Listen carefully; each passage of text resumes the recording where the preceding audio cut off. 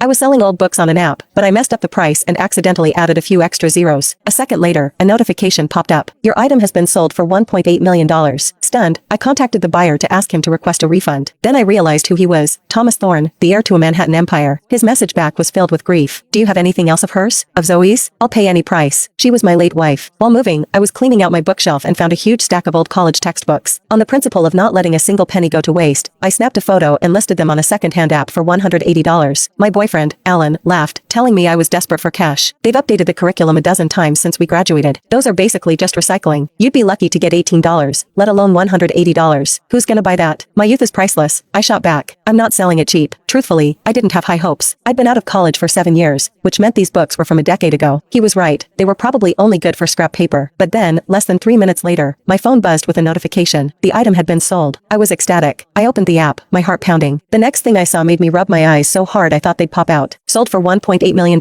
What the hell? Did I accidentally set the currency to yen or something? I frantically checked my other listings. The dollar sign was right there, mocking me. Then I remembered. When I was typing in the price, my hand had slipped, and I must have hit the zero key a few too many times without noticing. And the buyer, he must not have looked at the price either. A wave of nausea washed over me. I mean, who buys something without even glancing at the price? He couldn't tell the difference between $180 and $1.8 million.